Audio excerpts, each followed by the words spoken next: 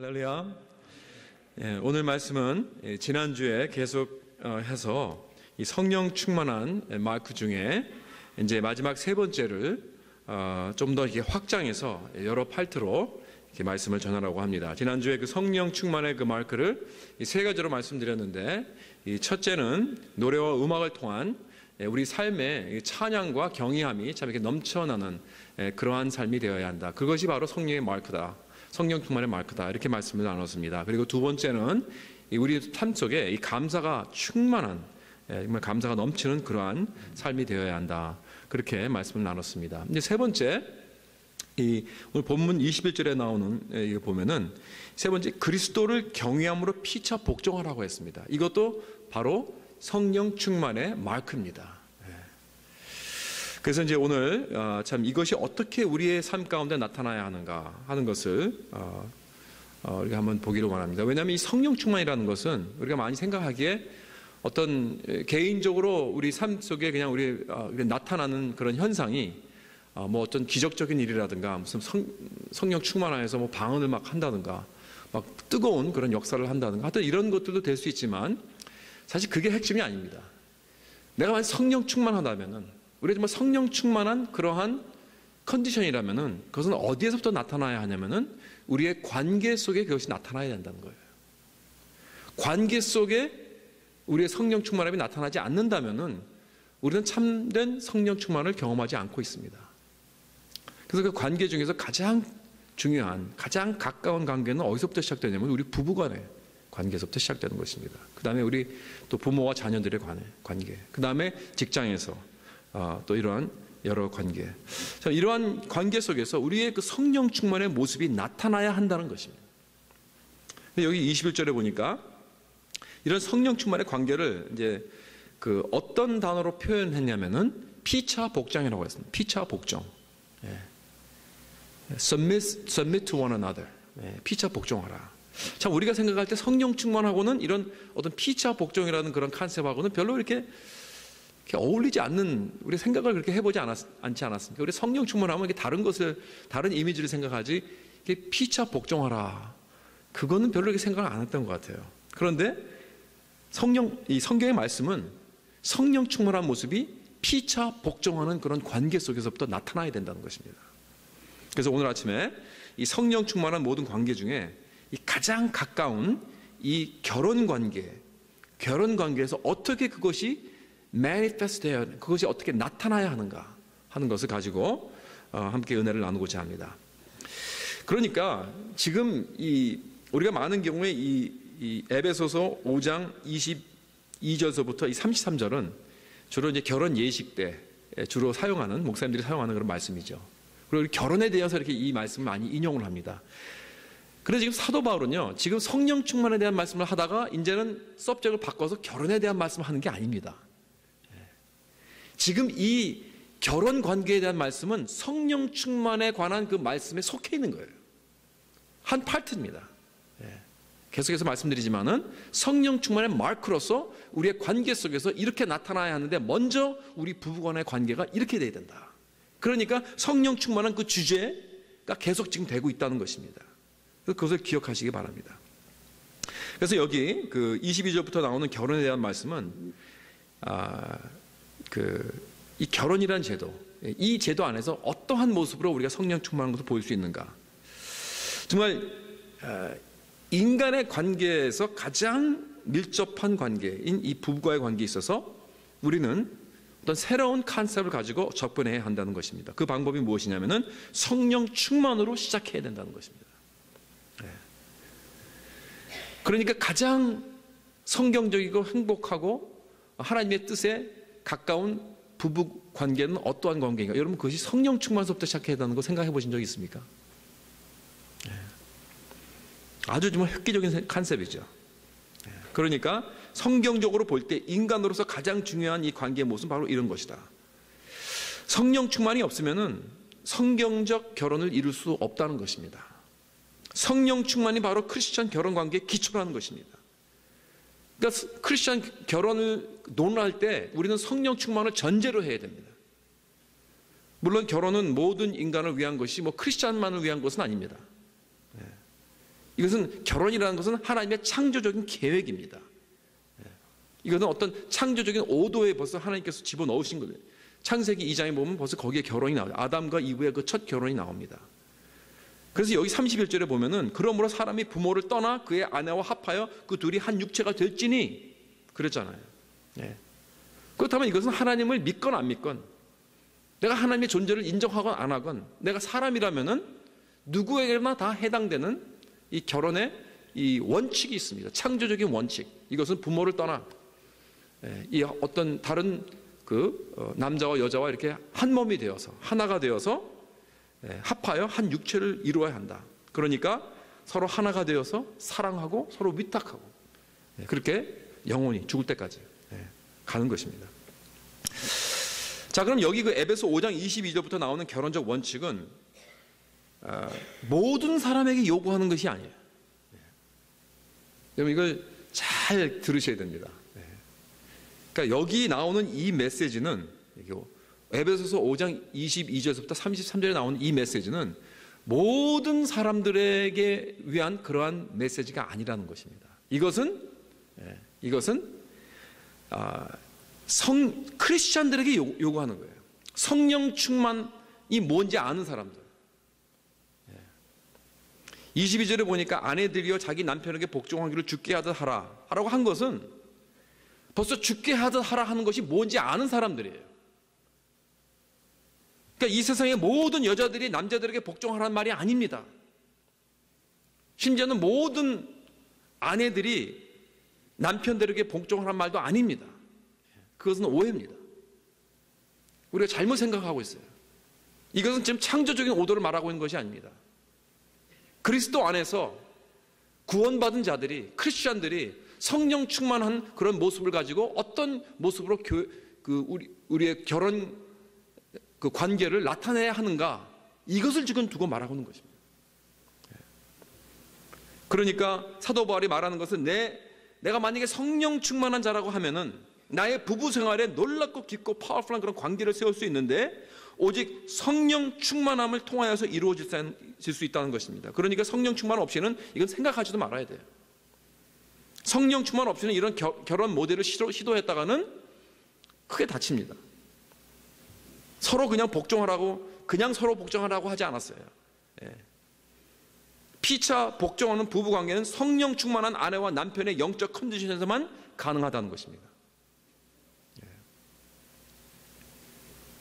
그래서 이제 우리가 가끔 TV 보면 그런 어떤 프로그램만 이렇게 볼 때 어떤 엑스퍼트들이 나와가지고 무슨 이렇게 데몬스트레이션을 하죠. 뭐 호신술이라든가 무슨 어떤 자전거를 잘 타는 사람들이 막 자전거 쇼를 한다든가 아주 위험한 퍼포먼스를 보여줍니다. 그리고 나서 항상 시청자들에게 뭐라 그러냐면, 특히 어린아이들에게 이것을 보고 집에서 뭐라 그러죠? Do not try this at home. 꼭 그러죠. 왜냐하면 이런 것들은 오랫동안 숙련되고 달인된 사람들이 이거 하는 것이지 보통 사람들이 했다가는 다친다는 거예요. 그러니까 이 피차 복종하는 결혼도 마찬가지입니다, 여러분. 하나님이 뭔지도 모르고 예수 그리스도의 그 속죄가 뭔지도 모르고 성령 충만이 뭔지도 모르는 사람들이 이거 봐라, 복종하자 이래가지고 되는 게 아니에요. 그러다간 다칩니다. 참된 크리스천 결혼 모델은, 즉 성경적인 결혼 원칙은 꼭 성령 충만 안에서 이루어질 수 있다는 것입니다. 제가 자꾸 브로큰 레코드 같이 자꾸 이렇게 말하는 게 왜 그러냐면은 사람들이 이거 너무 오해를 해서 그래요. 너무 중요합니다, 이 전제가. 그러니까 이 크리스천 결혼의 모델과 보통 일반적인 결혼한 모델과 다른 점이 성령 충만과 아닌 게, 이게 다릅니다. 이 필수 조건, 크리스천 결혼은 성령 충만이 필수 조건입니다. 그런데 또 한 가지 다른 점이 있는데 그건 뭐냐면 결혼의 목적이에요. 결혼의 목적이 달라요. 우리 크리스천들이 왜 결혼하는가 하고 이 세상 사람들이, 하나님을 모르고 성경을 모르는 사람들이 결혼하는 목적과 다릅니다. 여러분, 결혼에는 어떤 목적이 있나요? 전통적으로 결혼은 어떠한 목적으로 했나요? 물론 아기 낳고 가정을 이루고 하는 이런 모든 것이 어떠한 목적으로 했냐면 어떤 사회적인 어떤 지위와 책임을 지기 위해서 하는 것입니다. 그렇게 해왔습니다, 전통적으로. 그러니까 거의 다 중매로 했죠, 중매로. 그래서 어떠한 집안과 관계를 맺는 것이 중요하고 또 어떤 사회적인 지위를 위해서 어떤 지켜야 되고 하기 때문에 어떤 그런 결혼을 해야 되고 또 어떤 경우에는 가난한 집안이 경제적으로 이 가난에 벗어나기 위해서 자녀를 이 부잣집으로 이제 시집가게 합니다. 근데 그런 게 한국에만 있는 게 아니에요, 여러분. 유럽에도 그러한 전통적인 전통이 있었습니다. 여러분 타이타닉 영화 보셨죠? 타이타닉. 거기 보면 그 러브 스토리가 뭡니까? 그 로즈하고 잭과 러브 스토리가 뭡니까? 그 로즈라는 여자가 어떤 집안이었어요? 가난한 집안이었습니다.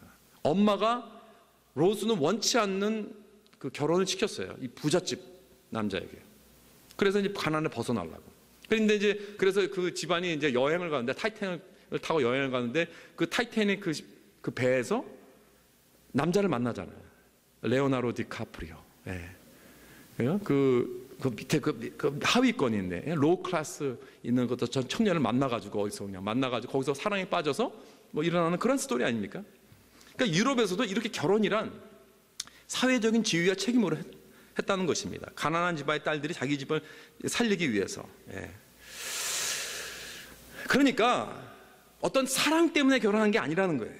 예. 어떤 결혼이라는 것은 희생과 커미트먼트다. 이러한 마음으로 결혼한 것입니다. 그러니까 조항지처는 남편이 사랑하는 사람이 아닙니다. 그저 애 낳아주고 자녀를 키우는 사람이면 됩니다. 죽을 때까지. 그러니까 그 남편이 어떤 사랑을 원한다면은 누구를 있죠? 뭐 첩이라든가 무슨 뭐 어떤 이런 미스트레스인가 이런 걸 갖잖아요. 이런 사람들은 한국 남자들은 바람을 피잖아요. 전통적인 그 조광지처는 남편이 바람을 피우는 것을 받아들입니다. 그죠? 그것이 뭐 인정하고 받아들였습니다. 왜? 조광지처는 어차피 사랑 때문에 결혼한 게 아니기 때문에.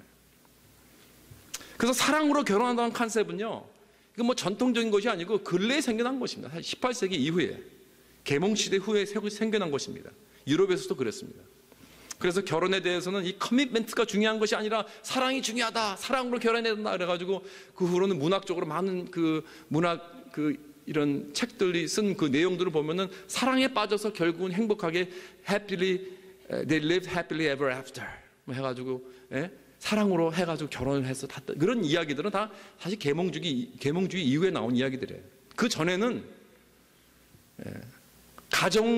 가정끼리 결혼을 하지 않고 지네끼리 사랑에 빠지면 어떻게 돼요? 그래서 트래지디. 그게 되면 완전히 비극 아니에요, 비극. 로미오와 줄리엣 같이. 그렇게 끝난다는 것이죠. 그래서 전통적으로 이혼을 할 필요가 없는 것이 헌신과 위탁만 있으면 됐어요. 사랑이 필요 없었어요. 그런데 현대 결혼은 사랑이 없으면 열정도 없고 열정이 없으면 행복도 없는 거예요. 그러니까 이혼할 수밖에 없는 것이죠. 그러니까 세상에서 결혼을 하는 목적은 이렇게 전통적으로 사회적인 책임이 있고 또한 근대에 와서는 어떤 개인적인 어떤 니드와 그런 정신적인 어떤 니 때문에 충족시키기 위해서 결혼을 하든지 뭐 전통적이든지 근대에 와서 결혼하는 어떤 목적이든지 어쨌든 간에 세상에서 일어나는 이 모든 결혼은 다 남을 위해서 내 상대방을 섬기고 내 배우자를 섬기는 목적이 아니고 나를 섬기는 것입니다. 나를 위한 것입니다. 이기주의적인 그런 목적이 있다는 것입니다.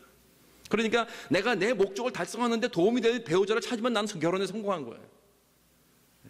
그것이 나의 어떤 이코노믹 스테이터스를 올려주던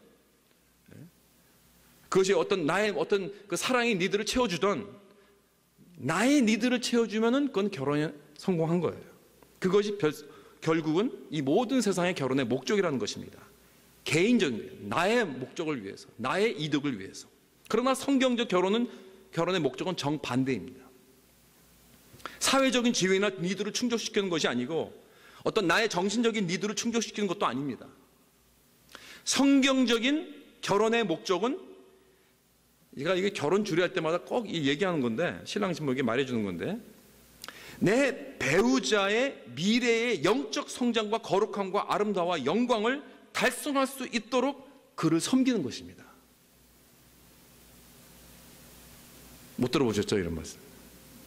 다시 한번 말하겠습니다. 성경적인 결혼 목적은 내 배우자의 나의 남편이나 나의 아내의 미래의 그 영적 성장과 거룩함과 아름다움과 영광을 달성할 수 있도록 섬기는 거예요. 그러기 위해서 복종하는 것입니다. 지금 하나님은 나의 배우자를 위해서 놀랍고 큰 역사를 하고 계십니다. God is working tremendously in my spouse's life. 그렇잖아요. 지금 내 배우자의 삶 속에 놀랍게 역사하고 계십니다. 그를 어떻게 만들려? 흠없이, 거룩하게, 아름답게. 예수 그리스도의 그 모형을 닮을 수 있도록 역사하시는데 왜 나에게 그 내 배우자를 결혼하게 했는가? 예수 그리스도는 너 나랑 우리 파트너십 하자. 동참하자. 어떤 일에? 너의 남편, 너의 아내를 위해서. 너의 남편, 너의 아내가 이러한 놀라운 하나님의 그 귀한 거룩하고 복된 그 영적 성장을 위해서 이 일을 나랑 같이 하자. 나랑 손잡고. 이런 목적이 있다는 것입니다. 그러니까 내가 나의 배우자를 볼 때 지금 그 사람을 보는 게 아닙니다. 그 사람의 그 영광스러운 그 놀라운 영적 미래를 보는 거예요. 장차 하나님의 손에 아름답고 멋있게 빚어질 나의 사랑스러운 아내, 나의 남편을 바라보면서 나도 그 일에 동참하는 것이 바로 성경적인 결혼의 목적이라는 것입니다. 그렇기 때문에 성경적인 그 부부는 나의 배우자에게 다가와서 여보, 당신이 나에게 이거 해줘야 돼. 나를 이렇게 도와줘야 돼. 나의 니들을 이렇게 채워줘야 돼 하고 요구를 하지 않습니다. 아닙니다. 오히려 내가 그에 가서 여보, 내가 어떻게 당신의 필요를 채워줄 수 있을까? 내가 어떻게 하면 당신의 삶 속에 역사하시는 하나님을 내가 도와드릴 수 있을까? 내가 어떻게 하면 당신을 섬겨줄 수 있을까? 이거를 물어보는 거예요. 이것이 결혼의 성경적인 그러한 목적이 되어야 하는 줄 믿으시기 바랍니다. 믿으시기 바랍니다. 네, 믿으셔야 됩니다. 네. 이것을 어떻게 우리가 이룰 수 있는가? 어떤 방법으로 이 목적을 이룰 수 있는가? 피차 이용하라. 그렇죠? 맞습니까? 아니죠. 피차 복종하라. 네, 피차 복종하라. 자, 이건 어떻게 피차 복종하는지 구체적으로 세 가지로 말할 수 있는데, 첫째, 이거 서로의 니드. 내가 아까 계속 말씀드리는 것은 사랑이라는 것은 서로의 니드를 채워주는 거 아닙니까? 그러니까 서로의 니드를 복종하라는 거예요. 여러분, 이 복종이라는 말은 이 헬라어로 이것이 이 군대 용어입니다. 군대 용어. 네, 군대 용어. 그래서 군대에서 복종하는 그런 의미가 담겨 있어요. 군대라는 것은 개인적으로 내가 마음대로 하지 못합니다. 내 마음대로 일어나고 내 마음대로 자고 내 마음대로 어디 가고 절대 못해요. 왜? 이 군대라는 이 공동체가 있기 때문에 다 계열이 있고 여기에 즉시 순종하지 않으면, 여기 복종하지 않으면 죽어요. 나도 죽고 우리 군대가 다 죽습니다. 그러니까 이 복종이라는 건 철저하게 중요한 것입니다. 생명 같은 것입니다. 이 복종이라는 건. 그래서 이 군대 용어 복종을 쓴 거예요. 사도 바울이. 그렇다면 결혼 안에서 난 항상 나의 필요보다는 상대방인 나의 배우자의 필요를 섬겨주는 것이 기본적인 복종의 자세입니다. 나만 살겠다고 하는 것이 아니고 나는 죽고 오히려 나의 군대가 살아야 되니까. 차라리 내 전우가 살아야 되니까. 그러니까 이러한 자세를 가지고 상대방의 니드를 채워주는, 복종하는 이러한 복종의 자세. 상대방의 want가 아니고 상대방의 니드를 채워주는 거예요. 그러니까 무조건 하라는 대로 다 하는 그런 종이 되라는 것은 아닙니다. 물론 군대와 좀 다르죠. 군대는 무조건 뭐 죽으라면 죽어야 되고 이런 거 있지만은 이 부부의 사이는 그 상대방이 그 니드를 채워주는 것이기 때문에 잘못하면 그 상대방이 나를 악용할 수가 있어요. 자기의 포지션을 가지고. 그리고 남용하고 이용하고 학대할 수 있습니다. 그럴 때도 복종해야 하나요? 그건 아니죠. 왜냐하면 그런 것에 복종하는 것은 그 사람의 필요를 채워주는 게 아닙니다. 자기의 지위를 가지고 나를 자꾸 막 남용하고 나를 학대하는 사람은 그거는 거기에 내가 순종하고 따라가는 것은 그 사람의 니드를 채워주는 게 아니에요. 그거는. 그 사람은 대면을 받아야 될 사람입니다. 그건 순종이 아니라 대면을 해줘야 됩니다. 왜냐하면 그런 사람은 대면이 필요해요. 복종이 아니라. 그래서 부부 사이에도 어떨 때는 순종해야 되지만 또 어떨 때는 대면해야 됩니다. 만약에 자꾸 내 배우자가 비성서적인 잘못된 악한 그런 것을 요구할 때는 그건 대면해야 되죠. 그래서 부부 사이에 우리가 참 잘 해주는 거, 서로 잘 해주는 거 참 중요합니다. 서로 카인드하게 해주는 거 중요합니다. 그러나 나의 모든 행동의 그 기본은 그의 필요를 채워주고 섬겨주고 충족해주는 자세가 중요합니다. 필요입니다. 다시 말해서 want가 아니에요. 원하는 거 마음대로 해주는 게 아니고 필요를 채워주는 거예요. 그러니까 나의 그 모든 자세는 상대방 중심적이 돼야 돼요. other centered. 그래서 어떤 사람은 배우자를 잘해주고 복종도 잘하다가 어느 지점에 와서는 난 더 이상 안 해. 그래요. 난 이제 그만할래. 여태껏 평생 결혼하고서 잘해주고 불평 안 하고 해달라고 다 해줬는데 이젠 안 해. 이제 내가 원하는 대로 살 거야. 그러면서 I'm fed up with you. 막 이런 말을 한 그런 사람들이 있습니다. 정말 잘해주고 복종한 삶이 쌓이고 쌓였어요. 나 폭발했습니다. 그렇다면 여태껏 한 복종은 어떤 복종이었는가? 이것은 솔직히 말해서 other center 복종이 아닙니다. 그 사람을 위한 복종이 아니라 나를 위한 복종이었어요. 내가 좀 뭔가 얻으려고, 그렇죠? 싸우기 싫어서, 그런 어떤 가정의 평화를 위해서 그냥 복종하는 그런 이기주의적인 어떤 복종은 결국 폭발하게 되어 있습니다. 오래가지 못합니다. 그야말로 자기를 부인하고 남 중심이 되는 그런 복종이 되어야 오래가는 것입니다. 오직 그 사람을 사랑하고 돌보기 위한 그런 복종이 되어야 한다는 것입니다. 그래서 성령 충만은 이러한 상대방의 니드를 복종하는, 거기서부터 나타나야 한다는 것입니다. 그 다음에 두 번째로 이 복종이란 서로의 다른 점을 섬기는 것입니다. 22절부터 다시 보겠습니다. 아내들이여 자기 남편에게 복종하기를 죽게 하듯 하라. 좀 불편한 말이죠, 듣기에. 많은 특히 여성분들. 이는 남편이 아내의 머리됨이 그리스도께서 교회의 머리됨과 같으니 그가 바로 몸의 구주시니라. 그러므로 교회가 그리스도에게 하듯 아내들도 범사에 자기 남편에게 복종할지니라. 자, 이 말씀을 가지고 이게 사실 이 두 번째 이 포인트는 계속해서 논쟁이 되어온 그런 이슈입니다. 지금이 어느 시대인데 이러한 설교를 하느냐 라고 이렇게 막 반발하는 그러한 여성분들이 있을 것입니다. 무슨 그건 옛날에 무슨 고려짝 1800년도에 일어나는 그런 말을 왜 지금도 하느냐. 그래서 이런 말도 잘 안 하려고 그래요. 그런데 중요한 건 뭐냐면은 여러분, 이것은 성경의 원칙입니다. 여러분, 이것보다 더 클리어한 게 없어요. 여러분, 물론 오늘 말씀이, 제가 지금 드리는 오늘 말씀은 뭐 남자와 여자의 어떤 결혼의 무슨 어떤 롤에 대해서 말하는 게 아니기 때문에 그건 뭐 나중에 하고, 그게 주제가 아니기 때문에 사실 깊이 들어가지 않겠지만 몇 가지 말씀을 드려야 할 것이 필요하다 생각이 됩니다. 이 문자적으로 보면은 지금 22절부터 나오는 모든 말씀은 21절에 피차 복종하라는 이 복종의 말씀을 전제로 또 바탕으로 한 것입니다. 피차 복종이에요. 그런데 여기 보면은 남자가 해야 할 복종과 여자가 해야 할 복종과 이 동사가 달라요. 사용한 동사가 다릅니다. 남편들은 아내를 사랑하라 그랬습니다. 아내들은 남편을 존경하라고 했습니다. 남편은 아내들에게 자신을 주라고 했습니다. 그리고 아내들은 남편을 복종하라고 했습니다. 이렇게 동사가 달라요. 분명히 이건 피차 복종의 그 컨셉인데 이 동사가 다릅니다. 여기 22절에 바울은 아주 명확하게 말씀합니다. 아내들은 남편에게 복종하기를 죽게 하듯 하라. 그러니까 그리스도께서 교회에 권위가 있듯이 부부간에 남편이 아내 위에 권위가 있다는 것입니다. 자, 그런데 이게 다시 돌아가서 이 복종의 근거가 어디 있다고 했냐면은 성령 충만에 있다고 했어요. 성령 충만한 부부는 이 성경적인 관계를 이해하고 받아들여서 피차 이렇게 복종하는 것입니다. 남편은 아내의 머리가 된다는 거예요. 마치 그리스도가 교회의 머리가 되듯이.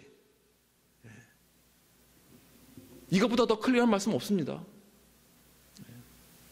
꼭 들으시기 바랍니다. 하나님의 말씀입니다. 이것은 하나님의 부부의 원칙입니다. 아멘.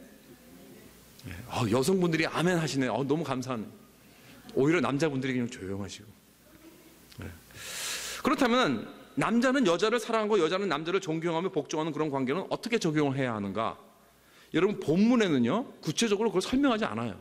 성경은 본문뿐만 아니라 어느 성경에도 이 남자가 여자의 머리가 되고 그런 권위가 있고 여자는 남자를 순종하고 남자는 여자를 사랑하고 이러한 것에 대해서 이 부부간에 어떻게 그것이 나타나는가 하는 구체적인 설명은 여기도 없지만은 성경에 아무 데도 없어요.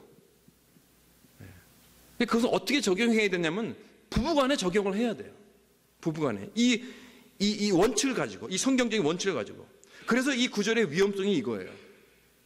보수주의 사람들은 이 구절을 가지고 거 봐라, 여자는 집에서 애나 키우고 남편이 원하는 거 다 해주면 돼, 이렇게 말해왔습니다. 이렇게 적용을 하는 거예요. 성경에 그런 말이 어디 있습니까? 잠언 31장에 나오는 이 현숙하고 정말 신령한 이 아내의 모습은요, 이렇게 나와 있습니다. 상인의 배와 같아서 먼 데서 양식을 가져오며 자기의 장사가 잘 되는 줄을 깨닫고 밤에 등불을 끄지 아니하며. 그러니까 비즈니스 woman이에요. 비즈니스 woman. 언제 여자는 집에서 애만 보라 그랬습니까? 그리고 아이들이 여자만 키운다고요?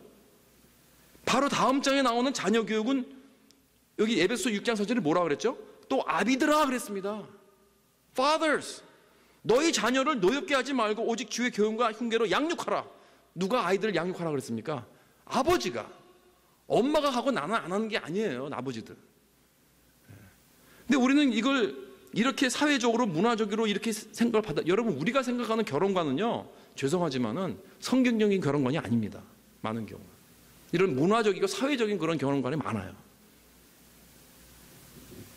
잘못됐다는 것이죠. 성경은 우리에게 항상 원칙을 말해주고 있습니다. 부부간의 권위는 남편이 궁극적으로 있다고 합니다. 그리고 아내는 그것을 남편이 잘 할 수 있도록 돕는 역할을 해야 되는 것입니다. 이 원칙은 하나님이 세우신 거예요. 그것이 결혼 안에 어떤 것이자 하는 것은 이 부부가 안에서 결정하면 돼요. 이것은 성경은 구체적으로 어떻게 한다고 말하지 않습니다. 그것이 무엇인지는 성령 충만한 부부가 같이 그것을 이제 합의를 보는 것이 중요합니다. 그래서 저는 이렇게 많은 경우 이렇게 주례를 할 때 이제 그 커플들을 놓고 프리메리럴 카운슬링을 합니다. 결혼하기 전에 이제 카운슬링을 하죠. 한 6주 동안. 그때 뭐 하는 거냐면은 이 남자의 그와 여자의 그 결혼의 원칙을 놓고, 성경적 원칙을 놓고, 자, 이제 이게 원칙인데 이것은 너희들 결혼 생활에는 어떻게 이것을 적용할 것이냐 하는 것을 쭉 말하라고 합니다. 그럼 여자가 어떻게 복종할 것이며 남자는 어떻게 여자를 위해서 사랑할 것이며 이런 것들을 한번 쭉 얘기를 해보라는 거예요. 이게 중요하죠.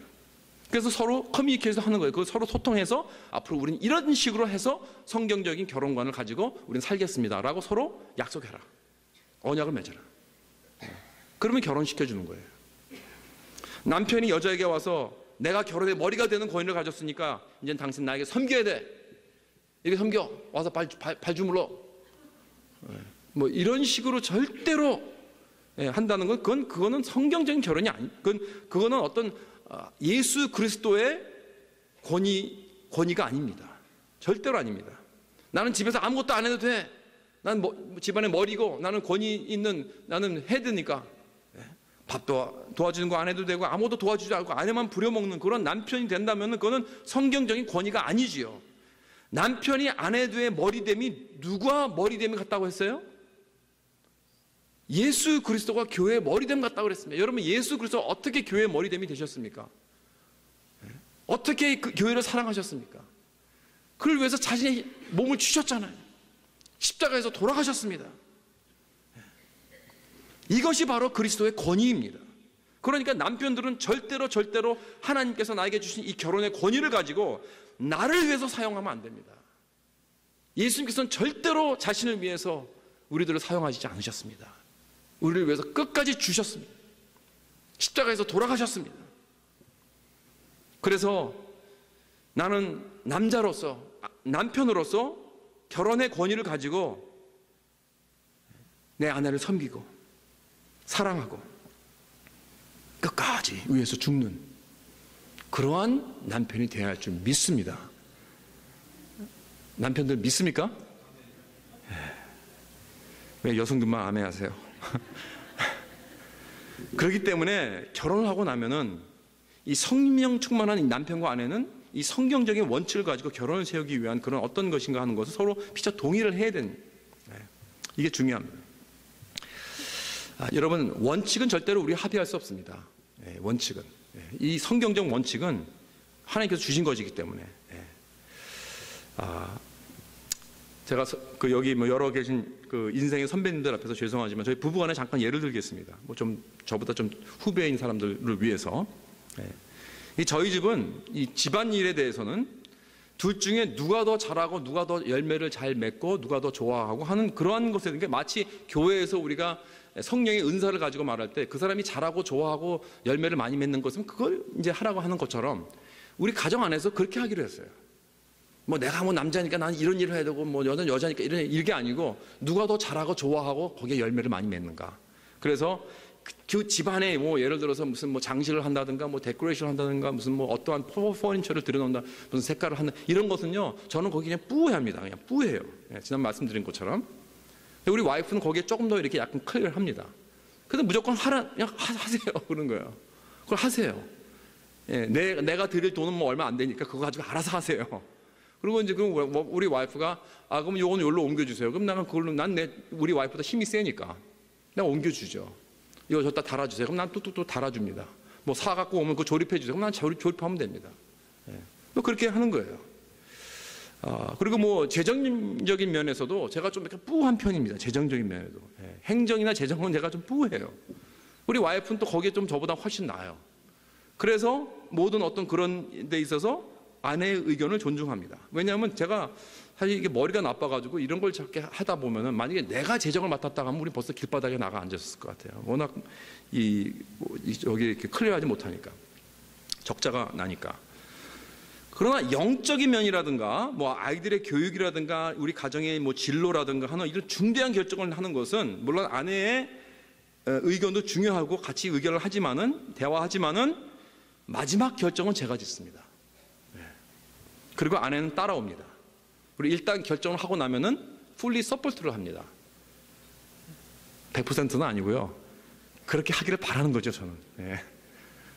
일이 잘못돼도 일단은 결정한 것은 풀리 서포트를 해야 돼요. 그리고 위로하고 서로 같이 이렇게 잘 되든 안 되든 원망하지 마요. 같이 책임을 지는 거예요. 이렇게 하려고 노력은 하는 거예요, 우리는. 근데 그리고 나니까 솔직하게 우리가 다른 점을 여러 가지 섬기는 것이 이렇게 솔직히 말해서 어렵지 않습니다. 이렇게 하는 것으로 충분하다고 느끼기 때문에 그렇습니다.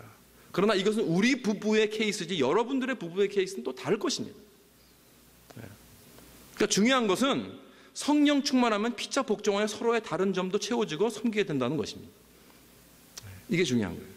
그 다음에 세 번째로 서로의 영광을 위해서 복종하는 것입니다. 서로의 영광을 위해서 복종한다. 지금 이 본문에 보면은 딱 중간에 보면은 25절에 보니까 남편들아라고 하면서 이제 남편들에게 하는 말씀을 주는데 여러분 이 가만히 보세요. 지금 이건 사실 남편들에 관한 말이 아니고 누구에 관한 말씀입니까? 이것은 예수 그리스도에 대한 말씀입니다. 그러니까 지금 우리에게 주시는 이 말씀은 뭐냐면 이건 어떤 이런 모델을 주시는데 이거는 아내와 남편, 결혼을 한 사람이건 안 한 사람이건 전부 다 우리를 위한 말씀입니다. 한번 읽어보시겠습니다. 남편들아 아내 사랑하기를 그리스도께서 교회를 사랑하시고 그 교회를 위하여 자신을 주심같이 하라. 이는 곧 물로 씻어 말씀으로 깨끗하게 하사 거룩하게 하시고 자기 앞에 영광스러운 교회로 세우사 티나 주름 잡힌 것이나 이런 것들이 없이 거룩하고 흠이 없게 하려 하심이라 그랬습니다. 이거는 그리스도에 관한 말씀이에요. 그렇죠? 지금 그리스도와 교회와 교회의 그 메리지를 말씀한 거예요. 그리스도와 우리와 결혼 관계 이거를 말씀하고 있는 것입니다. 예수님께서 우리와 하나가 되시고 우리와 언약을 맺으시고 우리를 죽도록 사랑하신 이 모습. 그렇다면은 그가 이렇게 우리와 결혼을 하시는 목적이 무엇이냐? 왜 예수 그리스도는 인간이 되어 오셨나? 왜 예수 그리스도는 우리를 위해서 십자가에 돌아가셨나? 왜 예수 그리스도는 부활하셨나? 왜 예수 그리스도는 오늘도 온 우주 만물을 다스리시나? 왜? 답은 이겁니다. 우리를 거룩하고 영광스럽고 티나 주름 잡힌 것이나 흠이 없는 정말 가장 아름다운 신부로 만들어 가시려고. 이게 목적입니다. 다시 말해서 예수님은 지금 우리의 이 부족하고 연약하고 정말 이 약한 이 모습 이대로 보지만 않으세요. 예수님은 장차 우리가 이렇게 아름답고 거룩하고 신령하고 영광스러운 그런 신부가 되는 그 모습을 바라보고 계신다는 거예요. 우리가 장차 이런 거룩하고 아름다운 신부의 모습이 될 수 있다는 겁니다. 그 비전을 가지고 계세요. 왜냐하면 우리는 원래 그것을 위해서 지음을 받았기 때문에. 사랑하는 성도 여러분, 성경이 주는 결혼의 미션이 바로 이것입니다. 예수님이 나에게 하신 일을 내 배우자에게 바로 하게 하는 거예요. 즉 내가 먼저 내 생명을 주고 내 자신을 내려놓고 내가 희생적으로 내 배우자를 섬기고 그의 필요와 잘됨과 발전과 번성을 위해서 우선순위로 그것을 두는 거예요. 내 삶에. 왜? 예수님이 바로 내 남편, 내 아내에게 그렇게 하셨으니까. 나도 그 일에 동참을 하는 것입니다. 그리고 지금도 그 일을 하고 계시잖아요. 그래서 나는 그저 예수님이 나의 남편, 나의 아내의 삶 속에 일하고 계시는 그 놀라운 성화의 일들을 잘 하실 수 있도록 돕는 예수님의 파트너라는 것입니다. 이렇게 우리는 결혼 안에서 은혜롭게 이렇게 늙어가고 있습니다. 겉사람은 후패하나 우리 속은 날로 새로워지고 아름답게 변화되는 그런 모습이 되기 때문에 우리는 절대로 낙심하지 않습니다. 이것이 바로 성령 충만한 남편과 아내의 모습인 줄 믿으시기 바랍니다. 이 성경적 결혼의 원칙은 모든 인간의 관계가 그런 것 같이 다른 것을 포인트하고 있습니다. 그 자체를 포인트하는 게 아닙니다. 다시 말해서 이 세상의 결혼이 가장 높은 관계가 아닙니다. 그리스도와 교회의 관계가 가장 높은 관계입니다. 32절을 보시겠습니다. 이 비밀이 크도다. 내가 그리스도와 교회에 대하여 말하노라 그랬습니다. 여러분, 이 세상에 가장 깊고 크고 높은 고귀한 비밀이 뭔지 아십니까? 그리스도와 교회의 비밀입니다. 이 관계. 그러니까 지금 내 결혼 관계를 이야기하고 있지만 사실 그거보다 더 큰 관계가 있다. 더 중요한 관계가 있다. 그것은 그리스도와 교회의 관계, 그리스도와 나와의 관계, 그리스도와 여러분의 관계라는 것입니다. 이것이 가장 크고 높은 관계입니다. 아무리 고귀한 결혼의 관계인 남편과 아내의 관계도 그리스도와 교회의 관계보다 높지 못합니다. 왜냐하면 내 인생에 행복을 주는 것은 결혼 생활 그 자체가 아닙니다. 행복한 결혼 생활은 그것보다 더 기본적인 관계를 바탕으로 한 결과입니다. 내가 행복한 결혼을 경험하지 못하는 것은 그 이유는 결혼 그 자체에서 행복을 얻으려고 하기 때문에 그래요. 그게 잘못된 것입니다. 여러분, 우리의 인생의 궁극적인 행복은 결혼에 있지 않습니다. 얼마나 많은 젊은이들이 미스터 라이트, 미스 라이트를 찾으면 나는 행복해질 거야, 이런 생각하다가 결국에 나중에 실망되는 모습을 봅니까? 우리 가운데서. 왜 그렇습니까? 그것은 인생의 가장 중요한 사람이 바로 내 배우자가 되어서 그럽니다. 그러니까 실망하죠. 여러분, 아무도 나의 그 영원한 그 니드와 영원한 그 행복을 채워줄 수 있는 사람이 이 세상에 아무도 없습니다. 어떠한 사람도. 아무리 그 사람이 훌륭하다 해도, 아무리 그 사람이 멋있다고 해도. 참 행복은 어디 있는가? 오직 우리의 영원한 신랑 되신 예수 그리스도에게만 있는 줄 믿으시기 바랍니다. 오직 예수님만이 나의 궁극적인 신랑이 되시고 사랑이 되십니다. 그는 자기를 영접하지 않는 사람에게 오셨어요.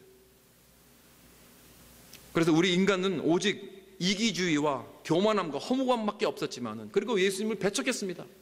그러나 예수님은 끝까지 우리를 사랑하시고 우리를 위해서 십자가에서 돌아가셨습니다. 끝까지 우리의 신부가 되어주신 것입니다. 신랑이 되어주신, 그래서 우리를 신부로 맞아주신 것입니다. 우리가 떠나가도 예수님은 떠나가지 않으십니다. 그 자리를 지키셔서 신랑이 되어주셨습니다. 그래서 우리는 정말 좋지 못한 신부입니다. 형편없는 신부입니다. 그러나 예수님은 너는 형편없어도 나는 너에게 위대한 신랑이 되어줄게. 가장 높고 고귀한 신랑이 되어주셨습니다. 이렇게 우리에게 약속해 주셨습니다. 여러분, 예수님을 나의 신랑으로 모신 사람은 이미 나의 행복은 다 채워진 줄 믿습니다. 나의 행복이 내 배우자가 아니에요. 그걸 압니다. 그렇기 때문에 나는 이제 내 아내에게, 내 남편에게 그가 좀 부족하다 하더라도 용서할 수 있습니다. 내가 그에게 좋은 남편과 좋은 아내가 되어줄 수 있습니다. 그렇게 말할 수 있습니다. 그런 사람은 내 아내를, 내 남편을 더욱 제대로 잘 섬길 수 있습니다. 왜냐하면 나의 신랑 되신 그리스도가 나의 삶의 가장 중심되고 자리 잡고 계실 때, 즉 내 부부생활의 인생에 그 부부생활이 두 번째로 내려왔을 때, 오직 그때 난 제대로 내 배우자를 사랑하고 용서하고 희생할 수 있다는 것입니다. 그러니까 내 부부생활의 어려움, 내 가정의 역경들, 그런 것들, 여러분, 내가 정말 예수 그리스도가 나의 삶의 중심이라면 난 훨씬 더 그런 어려움을 다 잘 극복하고 견딜 수 있다는 것입니다. 우리 가운데는 싱글된 분도 계시죠. 여러분, 예수 그리스도가 여러분의 신랑 되셨습니다. 절대로 그분 여러분에게 신망을 주지 않으실 것입니다. 여러분의 그 영적 공허를 다 채워주셨습니다. 그래서 어떤 인간도 더 이상 나를 좌절시키지 못합니다. 어떤 사람도 날 절망으로 이끌어가지 못합니다. 왜냐하면 예수 그리스도가 나의 참 신랑이 되셨기 때문에. 믿습니까? 성령 충만으로 예수를 신랑으로 모시면서 서로 피차의 니들을 다 서로 채워주고 또 서로의 다른 점을 복종해서 내 상대방이 점점 더 거룩하고 신령하고 영광스러운 그런 예수 그리스도의 아름다운 신부가 되어가는 이 귀한 성경적인 결혼의 목적에 동참하는 그런 저와 여러분 되시고 주님의 이름으로 축원합니다.